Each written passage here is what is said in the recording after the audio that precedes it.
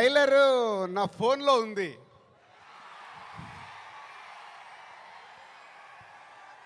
కానీ మీ దగ్గరకు వచ్చే వరకు మేము ఇంకా చాలా వర్క్ చేయాల్సింది ఉంది. ఎందుకంటే ఈరోజు ట్రైలరే సినిమా రేంజ్ని డిసైడ్ చేస్తుంది, అవునా కాదా?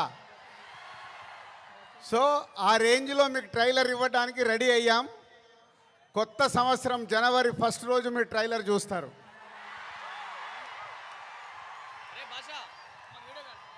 ముందుగా హలో విజయవాడ. సినిమా అంటేనే విజయవాడ. తెలుగు సినిమా పుట్టినిల్లు విజయవాడ. అలాంటి విజయవాడలో ఈరోజు రామ్ చరణ్ది 256 ఫీట్ కటౌట్ పెట్టి మరొక చరిత్ర సృష్టించినందుకు విజయవాడ అలాగే మెగా అభిమానులు, పవర్ స్టార్ అభిమానులు, మెగా పవర్ స్టార్ అభిమానులందరికీ thank you very much.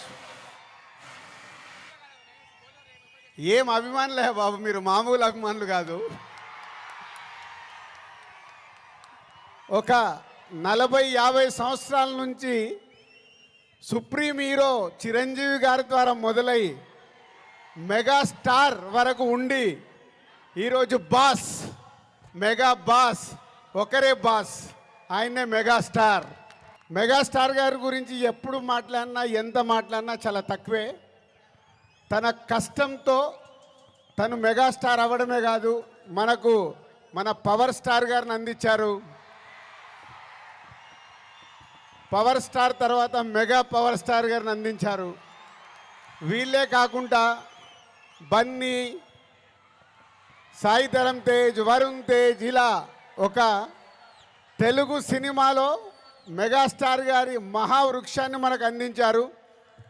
So దానికి మీరు వెనకాల ఉండి అభిమానులు కానీ 40-50 సంవత్సరాల నుంచి మెగాస్టార్ గారికి తోడుగా ఉంటూ ఈరోజు రామ్ చరణ్ గారి cutout 256 feet world record cutout పెట్టి మరొకసారి మీ అభిమానాన్ని చాటుకున్నందుకు ధన్యవాదాలు. ఇక గేమ్ చేంజర్కి వద్దామా? సో నేను విజయవాడ రావడానికి వీళ్ళు అడిగినప్పుడు 29కి సరే ఫ్రీ పెట్టుకుంటాను అనుకున్నాను. బట్ రావడానికి ఇదొక కారణం అయితే మన డిప్యూటీ సీఎం గారిని కూడా కలవడానికి వచ్చాను.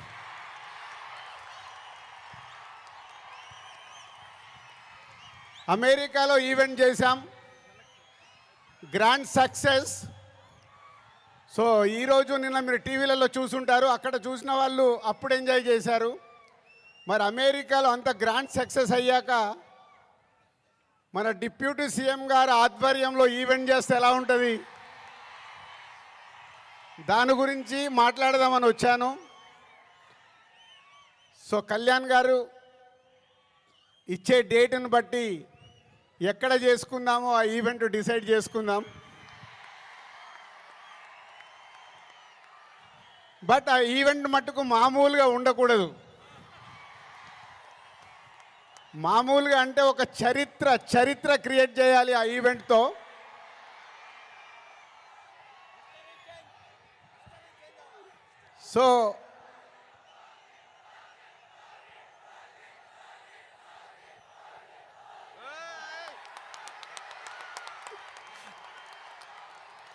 సో గేమ్ చేంజర్ అయ్యాక ఓజీ మీదకి షిఫ్ట్ అవుదాం. సో ఇందాక నేను విజయవాడకు బయలుదేరినప్పుడు 1 o'clock చిరంజీవి గారికి ఫోన్ చేశాను. సార్ సినిమా రెడీ అయింది, అప్పుడు మీరు చూశారు, మళ్ళీ ఫైనల్ది చూడాలి అని. సో ఇంటికి పంపి రాజు చూస్తాను అన్నారు. సో 2:45కి వారు సినిమా చూడడం మొదలుపెట్టారు. నేను బయలుదేరా, బట్ నా మనసంతా అక్కడే ఉంది, ఏ సీన్ ఎలా చూస్తున్నారు, ఆయన ఎలా ఎంజాయ్ చేస్తున్నారని. కరెక్ట్ ఇక్కడ వచ్చి కూర్చున్నాను, చిరంజీవి గారు ఫోన్. ఒకే మాట అన్నారు, సరే ఇట్లా విజయవాడకు వచ్చాను కటౌట్ లాంచింగ్ గురించి. ఓ అక్కడ ఉన్నావైతే మన ఫ్యాన్స్కి చెప్పు, సంక్రాంతికి మామూలుగా మనం కొట్టట్లేదు,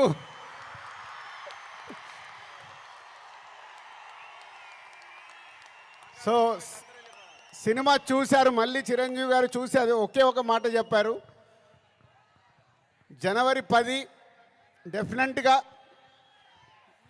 మీరు మెగా పవర్ స్టార్లో మెగాని చూస్తారు, పవర్ని చూస్తారు. 4 సంవత్సరాల క్రితం శంకర్ గారు ఈ కథ చెప్పినప్పుడే ఈ కథలో ఏముంది, RRR తర్వాత చరణ్తో సినిమా తీస్తే అభిమానులకు కానీ తెలుగు ప్రేక్షకులకు కానీ, అప్పుడు RRR అప్పుడు నేను ఇంకా పాన్ ఇండియాగా ఆలోచించలేదు, ముందు మన సినిమా ఏంటి అనేది ఆలోచించాను. ఆ రోజు కథ విన్నప్పుడు ఏదైతే 4 సంవత్సరాల క్రితం ఫీల్ అయ్యానో, చిరంజీవి గారు ఇప్పుడు ఇందాక ఒక్కొక్క సీన్ గురించి మాట్లాడుతుంటే ఆనందం వేసింది. ఎస్, రేపు మెగా పవర్ స్టార్ని మీరు జనవరి 10 స్క్రీన్ మీద చూసినప్పుడు తన నట విశ్వరూపం చూస్తారు.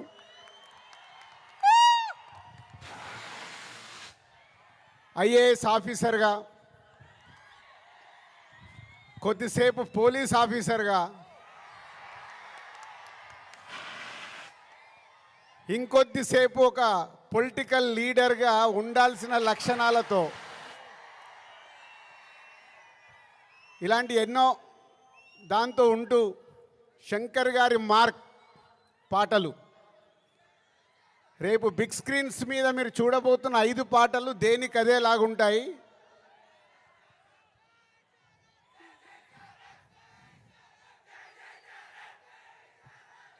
సరిపోలే, అక్కడికి వినిపించాలా. Thank you. సో శంకర్ గారి పాటలు ఒక్కొక్క సాంగ్ని 10 days 12 days షూట్ చేస్తూ ఒక్కొక్క సాంగ్ని తీర్చిదిద్దారు. రేపు అది మనకు స్క్రీన్ మీద ఏ సాంగ్ ఆ సాంగ్ అనే డిఫరెంట్గా ఉంటూ అలరిస్తుంది. సినిమా కూడా లెంత్ విషయంలో శంకర్ గారిని ఒకటి అడిగాను, సార్ మీరు తెలుగు సినిమా తీస్తున్నా అన్నారు, మాకు 2 గంటల 45 నిమిషాల కంటే ఎక్కువ ఉండకూడదు. సో ఎగ్జాక్ట్లీ 2 గంటల 45 నిమిషాల సినిమా అయిన అందంగా మలచి ఫస్ట్ ఈరోజు చిరంజీవి గారికే చూపించాం. సో అలా సినిమా మీకు పరిగెత్తుతూ ఉంటుంది, ఎక్కడ ఆగకుండా ఆ హీరోయిజం, డ్యాన్సులు, ఫైట్లు, ఏది కావాలో ప్రేక్షకులకి అది అందిస్తూ అన్ప్రెడిక్టబుల్. సో హీరో విలన్ సీన్స్లో సూర్య గారితో జరిగే సీన్స్ కానీ డైలాగ్స్ కానీ రేపు మీకు థియేటర్లో దద్దరిల్లుతాయి. సో జనవరి 10 ముందు జనవరి 1 ట్రైలర్, కళ్యాణ్ గారు డేట్ ఇస్తే 4th or 5th ఆంధ్రప్రదేశ్లో ఒక మెగా ఈవెంట్, జనవరి 10తో సినిమా. సో న్యూ ఇయర్కు మీరు రెడీగా అండి. సంక్రాంతి పండగ, ఈ పండగ మామూలుగా మనం చేసుకోకూడదు. సో ఒక రేంజ్లో చేసుకుందాం. Thank you very much.